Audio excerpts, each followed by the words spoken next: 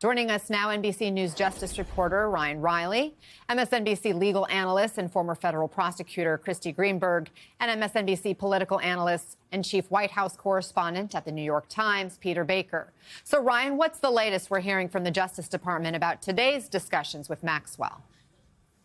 So yesterday they came out and said that the defense attorney said that they had these ongoing meetings, that she was, honest. But I think that this is a very unusual moment that we're in, where you have for someone who is deputy attorney general as well as the president's former lawyer meeting with this convicted, sex offender who is basically behind bars until she's 80 years old. And there's very clear incentives in this case for her to try to cut some sort of deal or bring something that would satisfy the Trump administration and get some sort of relief from that sentence, whether it be in the form of a pardon, whether it be in the form of some sort of shortened sentence through the Justice Department process, through the court process, or whether it just be better conditions behind bars. So there's very clear incentives for Maxwell here, and it's unclear what the Justice Department could potentially get out of this, especially considering all of this evidence and everything was brought forward previously,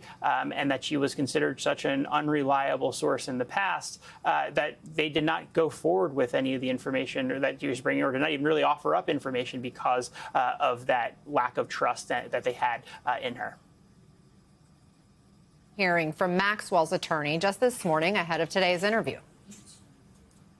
We just ask that folks look at what she has to say with an open mind, and that's what Deputy Attorney General Todd Blanche has promised us. And everything she says can be corroborated, and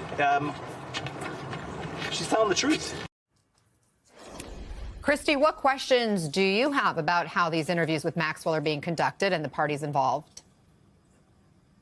Well, first of all, what her lawyer just said about everything she says is corroborated. That's the exact opposite of what her lawyers told a court. They said that her account, which is that she was innocent, she maintained her innocence until going to trial and was found guilty of 5 counts of sex trafficking. What she told the court is she doesn't have any corroborating evidence for her account of innocence. She can't point to any witnesses, any documents, nothing. So this idea that all of a sudden now that she has been sentenced to 20 years, now there's going to be all this corroboration for whatever news story she is going to tell, that she has every incentive to share, to try to get a reduced sentence and to tell Todd Blanche what he and Donald Trump want to hear. I mean, that is just outrageous. That is not how the Department of Justice works.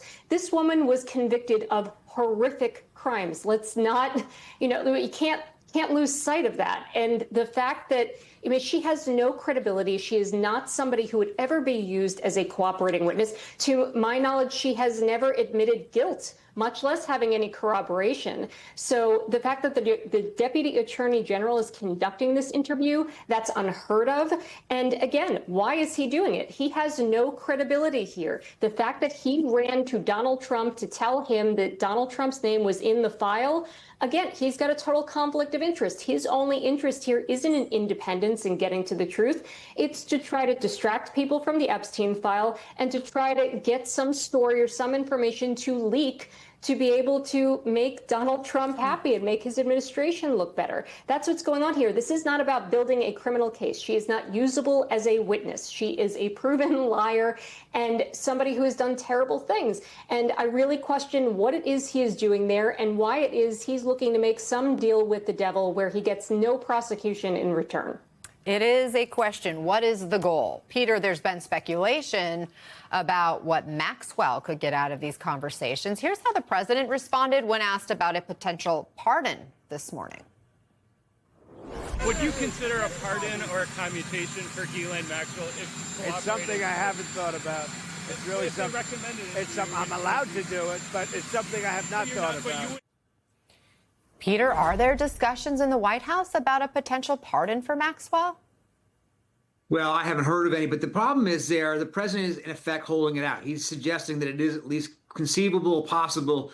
Normally a president wouldn't even think about that kind of thing. And he's saying, I haven't thought about it, but, I would, in effect.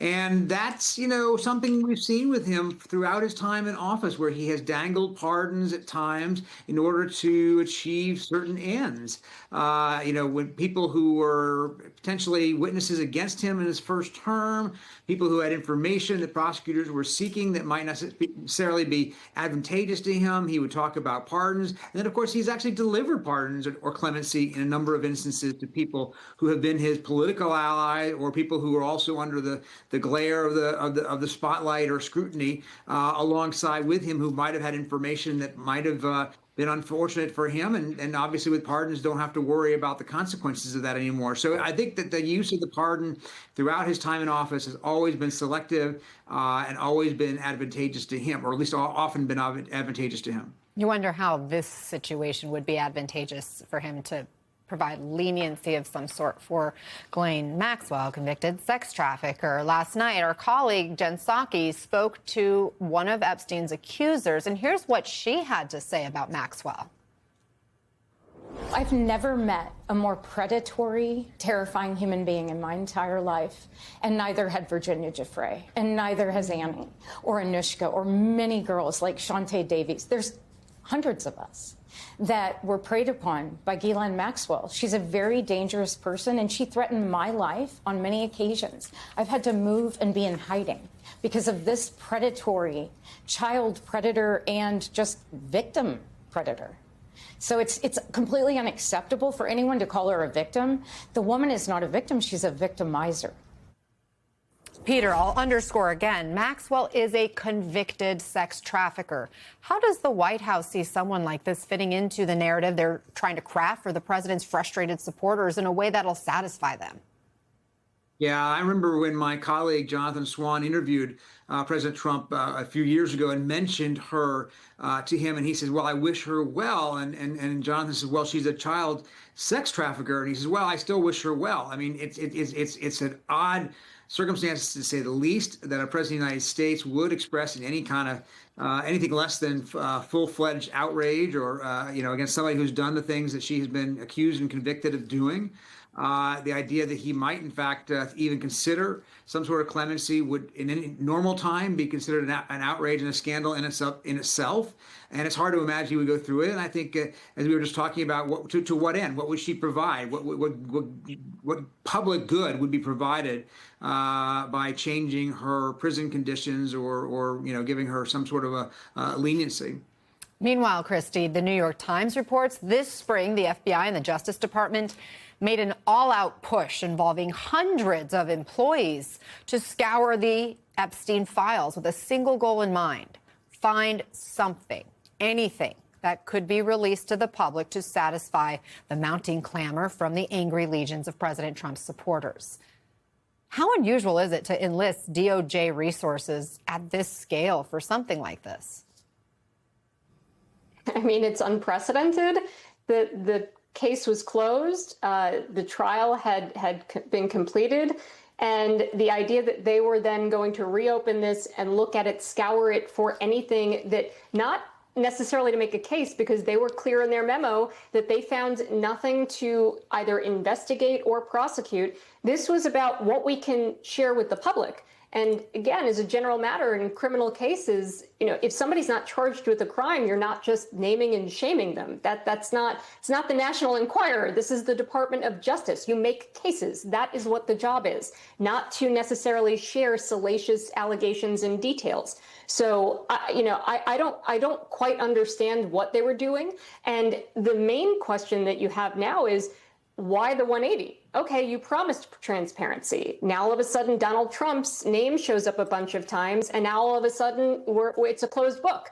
Why the change? Again, they have nothing, no leads in terms of investigation or prosecution, but that was never the point for them. They were always clear they were going to release this. So why not now? Their two-page memo did not satisfactorily answer that question, and members of Congress should be demanding to hear from the Attorney General and Deputy Attorney General about that FBI review of the file and the basis for their conclusions based on that review.